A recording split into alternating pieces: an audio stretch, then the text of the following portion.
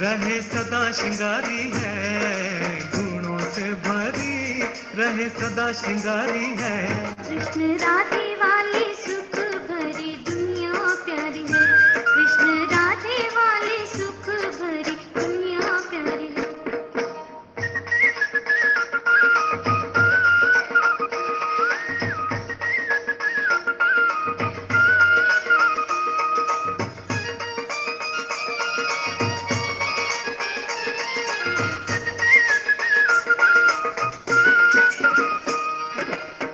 पवित्र चितवन निर्मल वाणी, पवित्र चितवन निर्मल वाणी, पद कमल जिसकी चाल सुहानी, पद कमल जिसकी चाल सुहानी।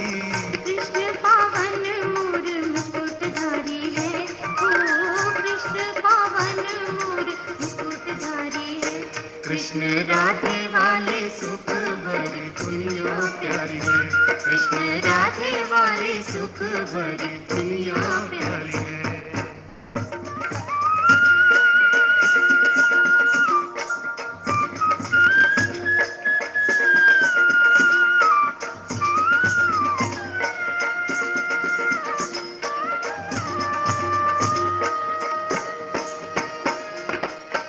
दैवी चेहरों की चमक नूरानी, दैवी चेहरों की चमक नूरानी, प्रेम से भरे हैं हर एक प्राणी, प्रेम से भरे हैं हर एक प्राणी। रस भरे फल रुत सदा बहारी है, ओ रस भरे फल रुत सदा बहारी है। कृष्ण राधे वाली सुख भरी दुनिया प्यारी है, कृष्ण राधे वाली सुख भरी दुनिया प्यारी है।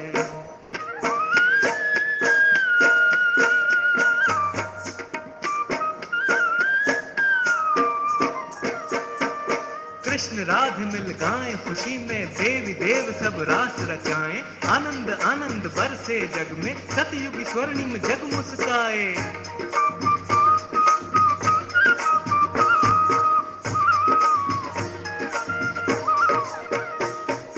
कृष्ण राधे मिल गाएं खुशी में, देवी देव सब रास रचाएं, आनंद आनंद बरसे जग में, सतयुग स्वर्णिम जग मुस्काए।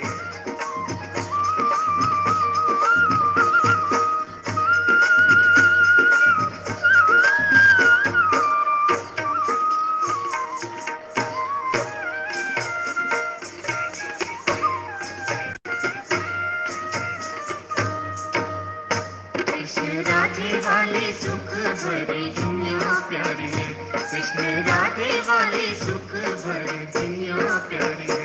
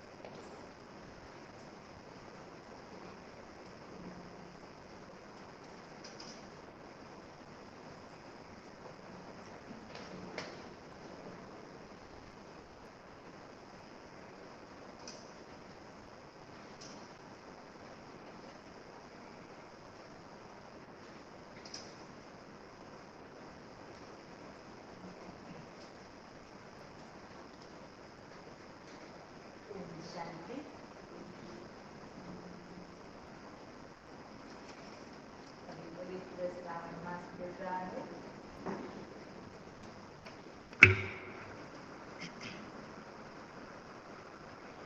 ओम शांति। अभी पवित्र श्रावण मास चल रहा है और श्रावण मास में भी त्योहारों की रिमझिम होती है। उसमें भी सबसे पहला त्योहार पवित्र रक्षाबंधन, जो पवित्र संबंध की याद दिलाता है। और साथ साथ रक्षाबंधन का महत्व जो हम नहीं जानते थे, वो बाबा ने हमको बताया कि पवित्रता को अपने जीवन में धारण करें, पवित्रता का संकल्प ले, जीवन को पवित्र बनाए, दुनिया पवित्र बनेगी तभी तो श्री कृष्ण इस धरा पर आएगा। तो जैसे ही रक्षाबंधन पूरा होता है तुरंत ही जन्माष्टमी का त्योहार होता है। तो आज भी विशेष बाबा रक्षाबंधन और जन्माष्टमी के बारे में बताते हैं और साथ साथ बाबा विशेष आज कहते हैं, यह जो पवित्रता का बीड़ा किसने उठाया है? माताओं ने उठाया है। बाबा कहते हैं ज्ञान का कलश बाबा ने माताओं पर रखा है। यज्ञ की शुरुआत में ब्रह्मा बाबा निमित्त बने, लेकिन ब्रह्मा बाबा के सब जो सहयोगी साथी बने वो सब हमारी दीदी दादियाँ थी, जो आज भी यज्ञ को इतना ऊंचा शिखर पर एक वट वृक्ष बना दिया है। तो विशेष बाबा आज माताओं को भी याद करते हैं और साथ साथ संगम युग का महत्व बताते हैं और रक्षाबंधन और जन्माष्टमी के बारे में बताते हैं। 5/8/2020 की आज साकार मूल्य है। साढ़े मीठे बच्चे, यह पुरुषोत्तम संगम युग कल्याणकारी युग है। इसमें ही पढ़ाई से तुम्हें श्री कृष्णपुरी का मालिक बनना है। प्रश्न है, बाप माताओं पर ज्ञान का कलश क्यों रखते हैं? कौन सी एक रिवाज भारत में ही चलती है? उत्तर, पवित्रता की राखी बांध सबको पति से पावन बनाने के लिए बाप माताओं पर ज्ञान का कलश रखते हैं। रक्षाबंधन का भी भारत में ही रिवाज है। बहन भाई को राखी बांधती है, यह पवित्रता की निशानी है। बाप कहते हैं, बच्चे तुम मामेकम याद करो तो पावन दुनिया के मालिक बन जाएंगे। गीत है, भोलेनाथ से निराला और कोई नहीं, बिगड़ी को बनाने वाला भी और कोई नहीं। ओम शांति। यह है भोलेनाथ की महिमा, जिसके लिए कहते हैं देने वाला है। तुम बच्चे जानते हो श्री लक्ष्मी नारायण को यह राज्य भाग्य किसने दिया? जरूर भगवान ने दिया होगा, क्योंकि स्वर्ग की स्थापना तो वही करते हैं। स्वर्ग की बादशाही भोलेनाथ ने जैसे लक्ष्मी नारायण को दी, वैसे ही कृष्ण को दी। राधे कृष्ण अथवा लक्ष्मी नारायण की बात तो एक ही है, परंतु राजधानी है नहीं। उन्हों को सिवाय परम पिता परमात्मा के कोई राज्य दे नहीं सकती। उन्हों का जन्म स्वर्ग में ही कहेंगे। यह तुम बच्चे ही जानते हो। तुम बच्चे ही जन्माष्टमी पर समझाएंगे। कृष्ण की जन्माष्टमी है तो राधे की भी होनी चाहिए, क्योंकि दोनों स्वर्ग के वासी थे।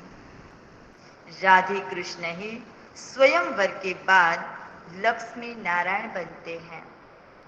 मुख्य बात कि उन्हों को यह राज्य किसने दिया, यह राजयोग कब और किसने सिखाया। स्वर्ग में तो नहीं सिखाया होगा। सतयुग में तो वह है ही उत्तम पुरुष।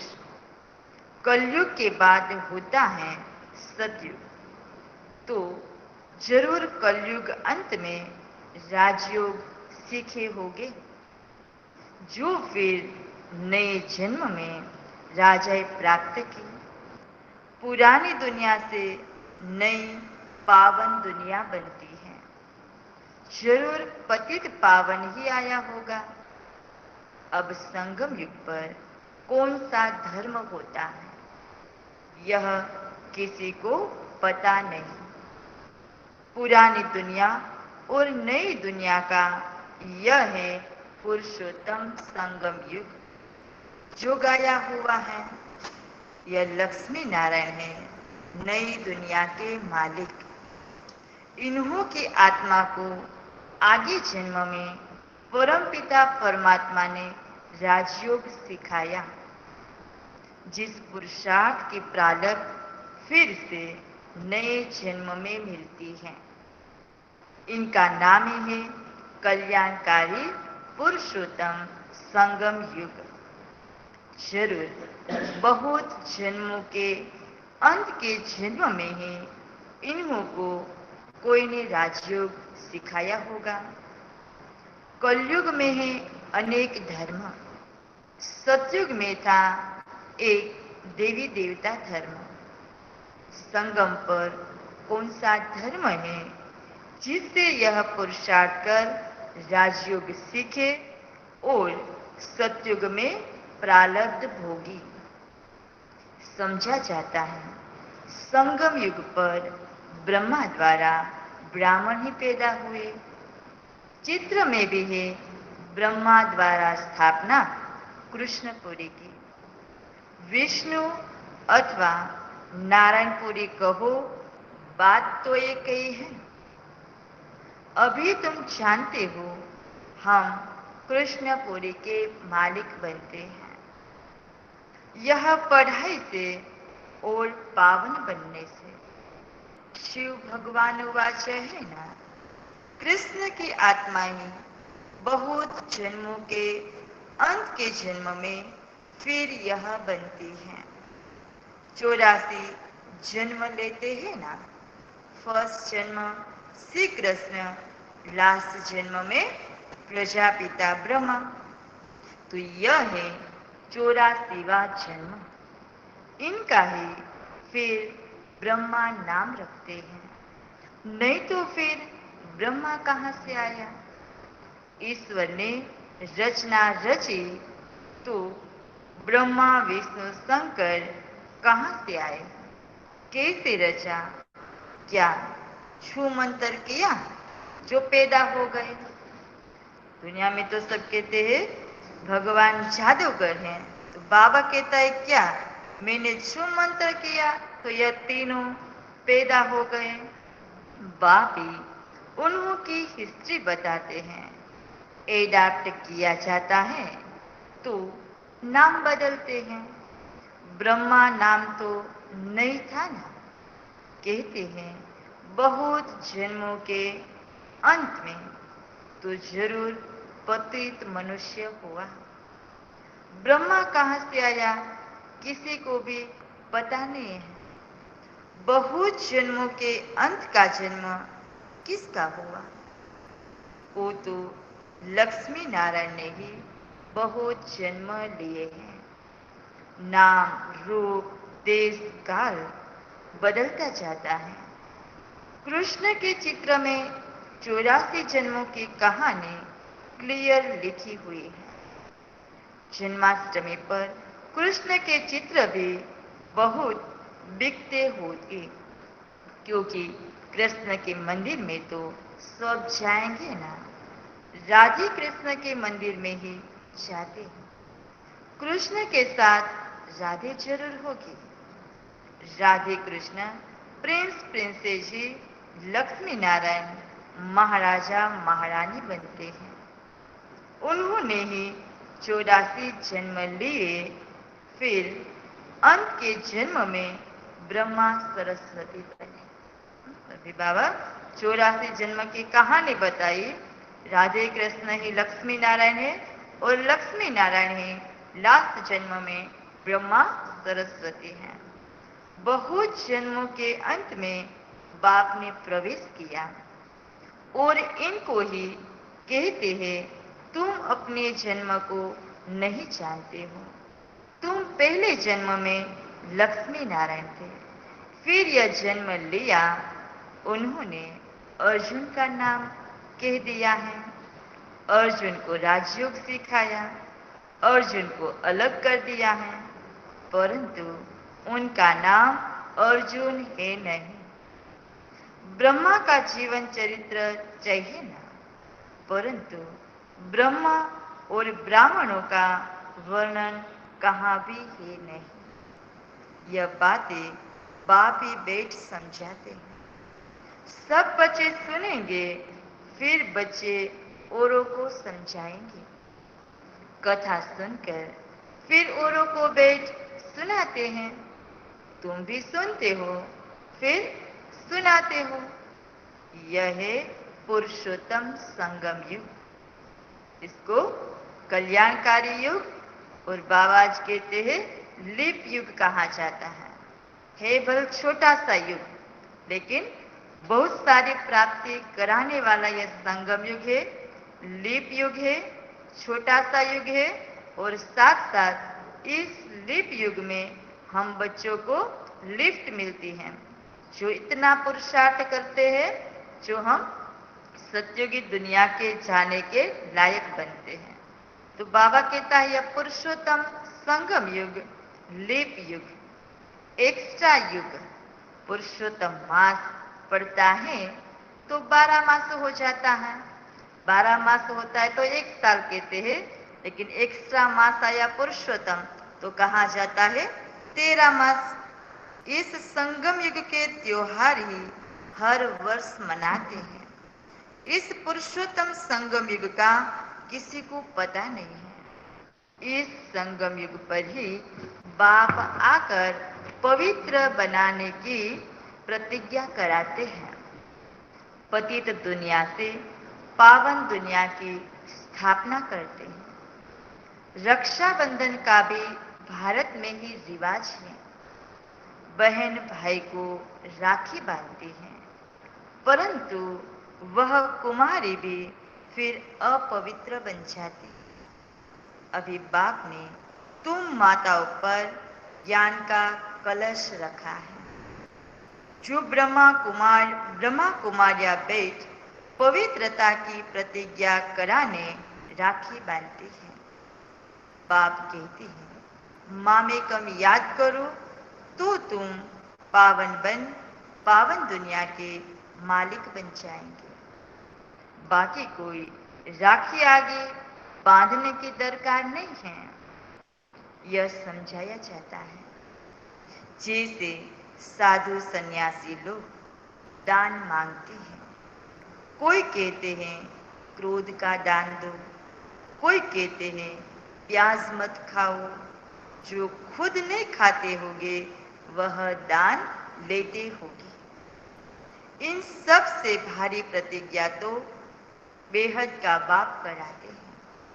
तुम पावन बनना चाहते हो तो पतित पावन बाप को याद करो। द्वापर से लेकर तुम पतित बनते आए हो। अब सारी दुनिया पावन चाहिए, वह तो बाप ही बना सकते हैं। सर्व का सद्गति दाता कोई मनुष्य हो नहीं सकता। बाप ही पावन बनने की प्रतिज्ञा लेते हैं। भारत पावन स्वर्ग था ना, पतित पावन व परम पिता परमात्मा ही हैं। कृष्ण को पतित पावन नहीं कहेंगे, उनका तो जन्म होता है, उनके तो माँ बाप भी दिखाते हैं। एक शिव का ही अलौकिक जन्म है। वह खुद ही अपना परिचय देते हैं कि मैं साधारण तन में प्रवेश करता हूँ। शरीर का आधार जरूर लेना पड़े। मैं ज्ञान का सागर पतित पावन राजयोग सिखलाने वाला हूँ। बाप ही स्वर्ग का रचयिता है और नरक का विनाश कराते हैं। जब स्वर्ग है तो नरक नहीं। अभी पूरा रो रो नरक है, तो नरक है तो स्वर्ग नहीं। जब बिल्कुल तमो प्रधान नरक बनता है, तभी बाप आकर सतु प्रधान स्वर्ग बनाते हैं। 100% पतित से 100% पावन बनाते हैं। पहला जन्म जरूर सतो प्रधान ही मिलेगा। बच्चों को विचार सागर मंथन कर भाषण करना है, समझाना, फिर हरेक का अलग अलग होगा।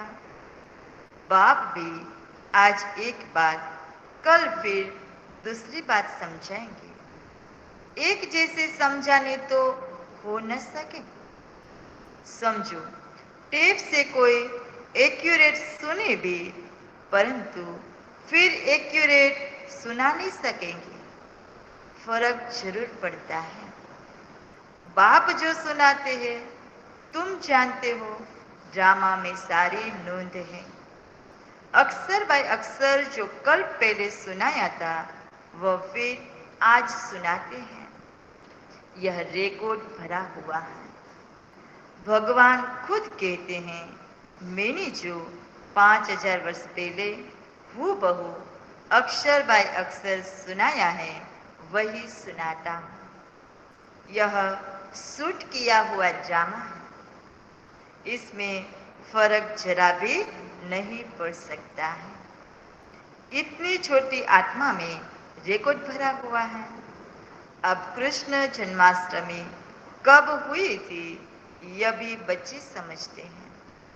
आज से 5000 वर्ष से कुछ दिन कम कहेंगे, क्योंकि अभी पढ़ रहे हैं ना।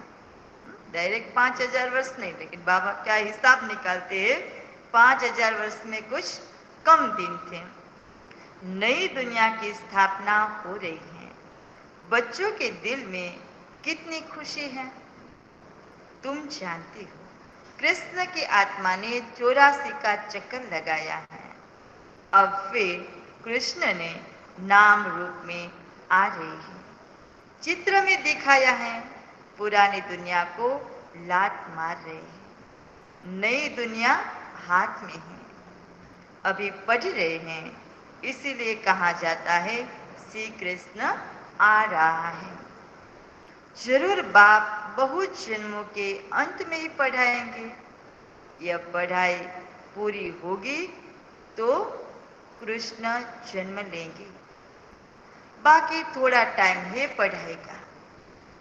जरूर अनेक धर्मों का विनाश होने के बाद कृष्ण का जन्म हुआ होगा।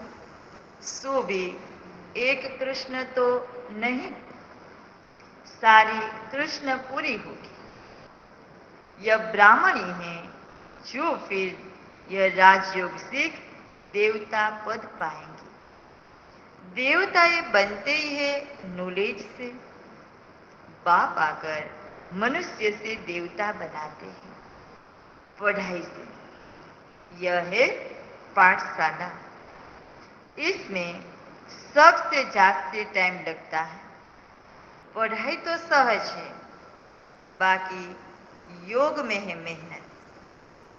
तुम बता सकते हो। कृष्ण की आत्मा अब राजयोग सीख रही है, परम पिता परमात्मा द्वारा, शिव बाबा ब्रह्मा द्वारा हम आत्माओं को पढ़ा रहे हैं। विष्णुपुरी का राज्य देने हम प्रजापिता ब्रह्मा के बच्चे ब्राह्मण ब्राह्मणियां हैं। यह है संगम युग। यह बहुत छोटा सा युग है। छोटी चोटी तो सबसे छोटी होती है ना, फिर उनसे बड़ा मुख, उनसे बड़ी बाहें, उनसे बड़ा पेट, उनसे बड़ी टांगे।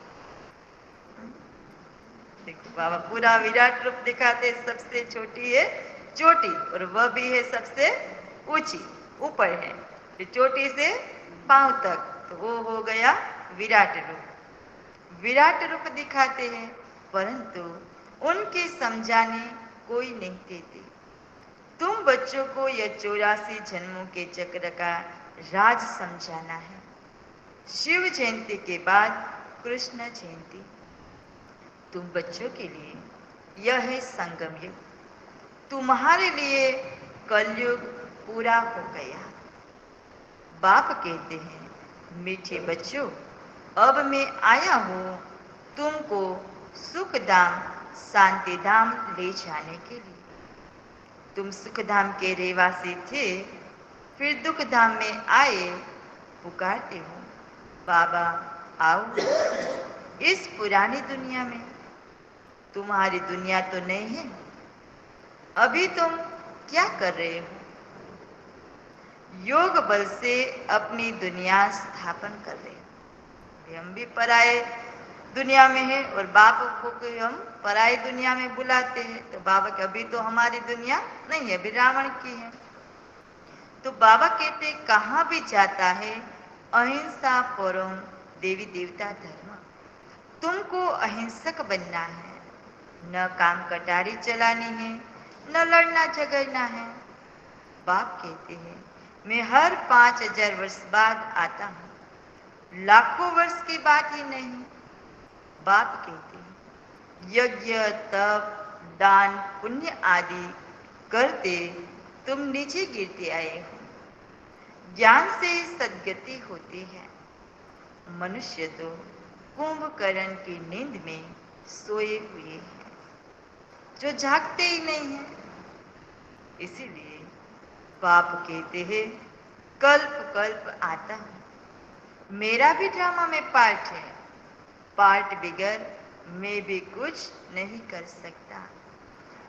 मैं भी ड्रामा के बंधन में हूं, पूरे टाइम पर आता हूं। ड्रामा के प्लान अनुसार मैं तुम बच्चों को वापस ले जाता हूं।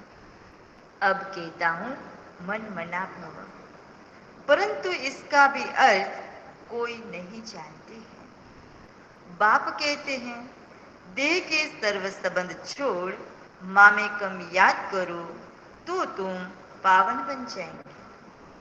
बच्चे मेहनत करते रहते हैं बाप को याद करने की। यह है ईश्वरीय विश्वविद्यालय। सारे विश्व को सद्गति देने वाला दूसरा कोई ईश्वरीय विश्वविद्यालय हो न सके। ईश्वर बाप खुद आकर सारे विश्व को चेंज कर देते हैं।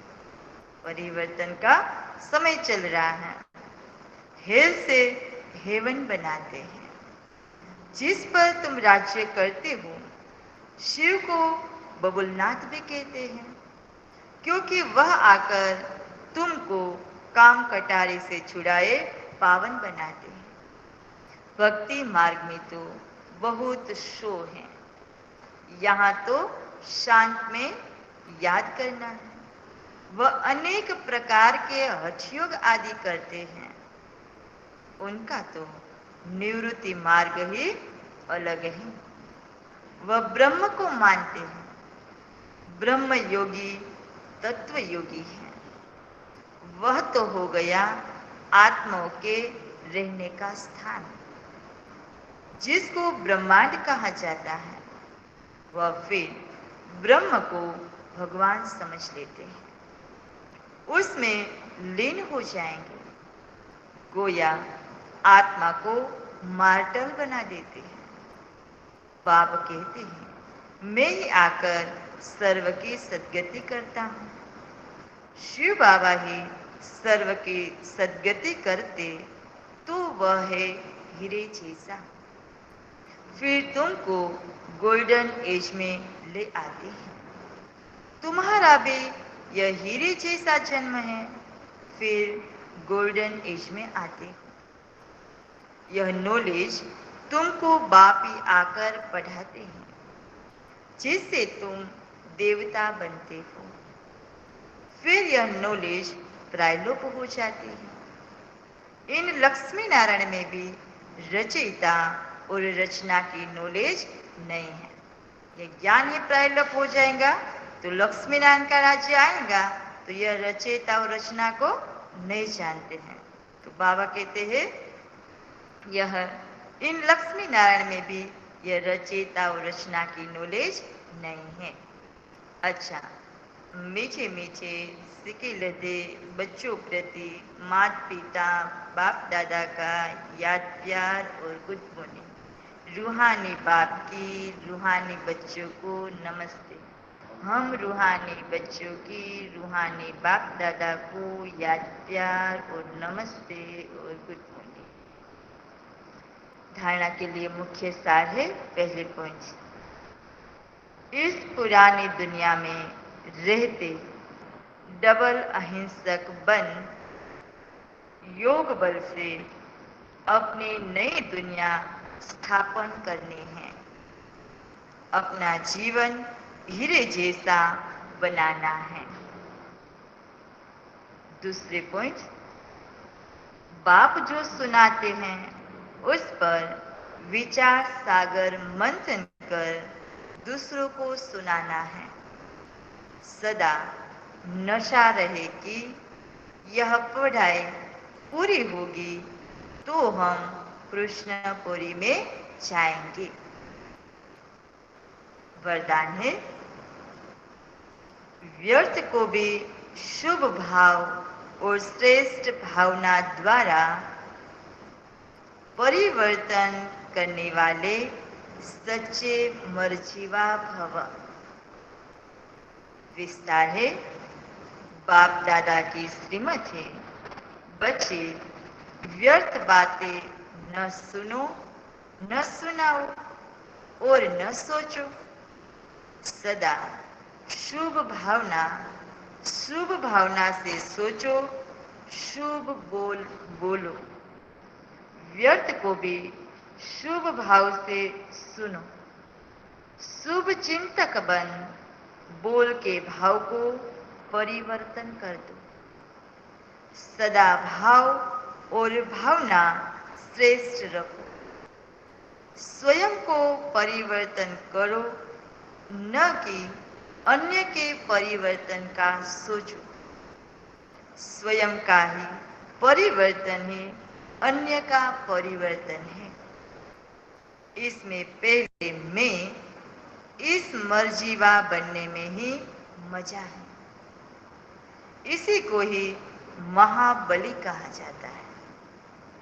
इसमें खुशी से मरो, यह मरना है, जीना है, यही सच्चा जीवदान है।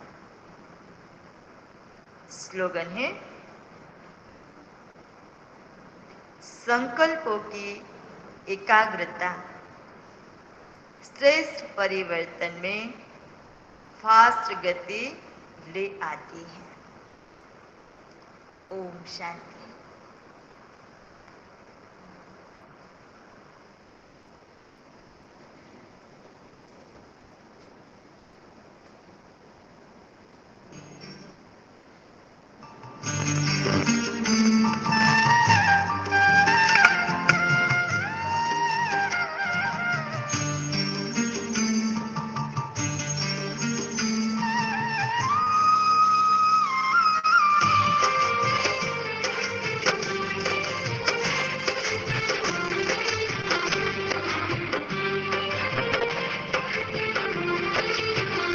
शुभ कर्म में न देरी करो, सांसों का भरोसा नहीं।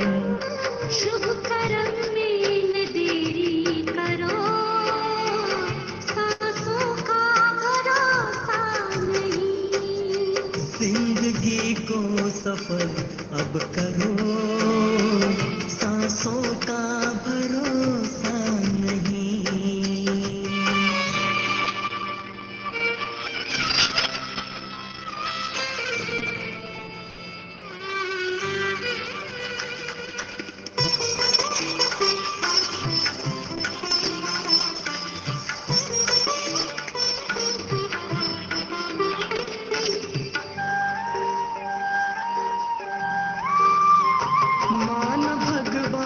को मानते हो, मगर खुद से पूछो क्या भगवान की मानते?